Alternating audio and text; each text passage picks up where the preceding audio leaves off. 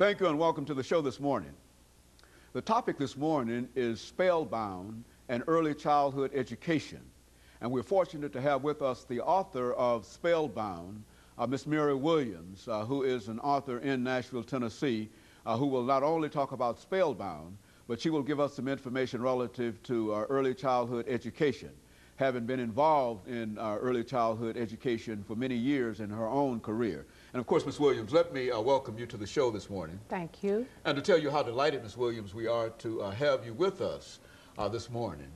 We know that you're involved in a large number of organizations and societies and et cetera, Right.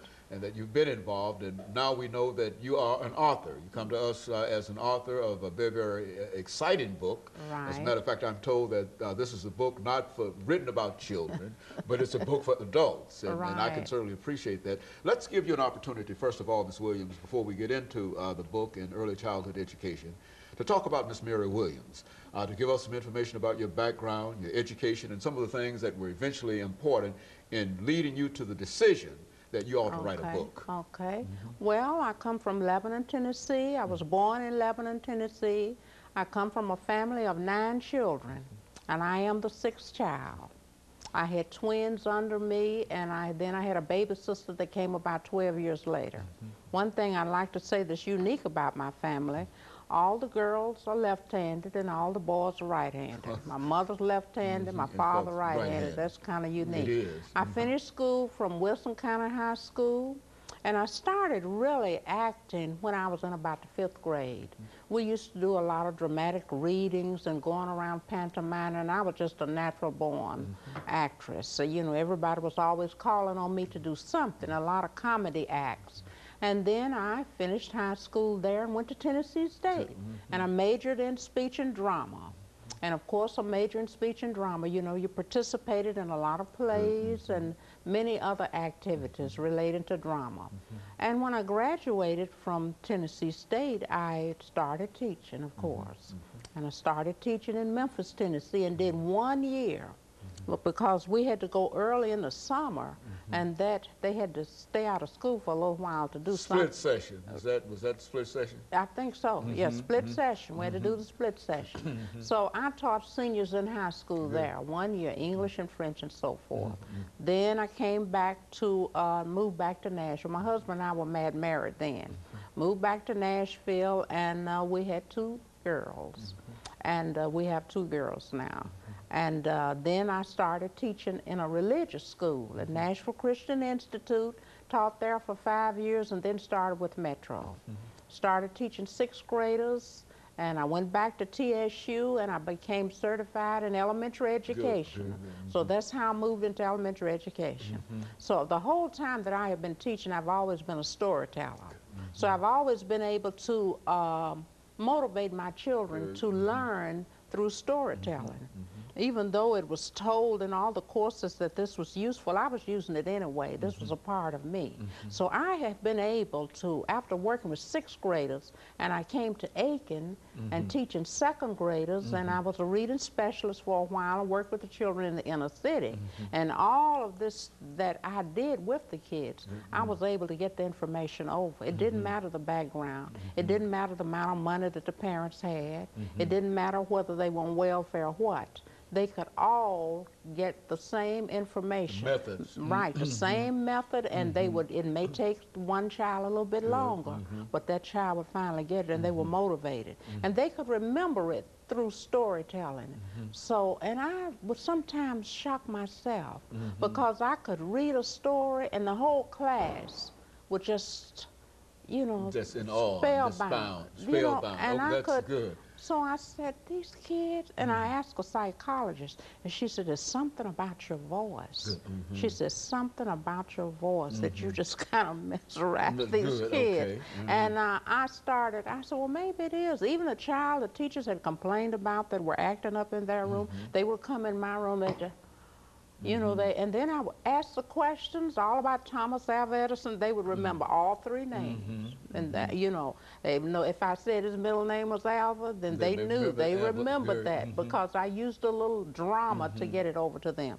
So I decided that later on after I retired, and I taught there for a number of years and used this particular activity to get over to kids. If I was teaching verbs, social studies, it didn't matter.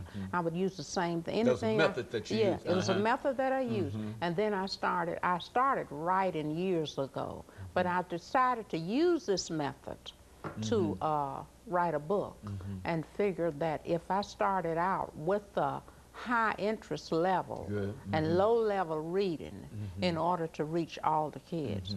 So I'm married and I have 2 children, Desiree and Angela, and I have 2 grandchildren, Amber and Alicia. My husband is Robert Williams. Okay. And he's my illustrator in the book. Very good. Okay, we noticed that. Very good. Right. So most of my family are educators, teachers. So they teach around here in Metro. I have one daughter that's teaching and another daughter that's more or less doing some counseling sessions. So we're kind of a family of educators. And so we all kind of work together. I have 2 ports. We have a family group that's called the Writers Group. Very good. So I'm a writer of stories and poetry. My daughter Desiree and Alicia, my granddaughter, poets also. And they have poetry online. And then Amber and Angela and my husband are the illustrators. And their work you'll see in the book Spellbound. All of my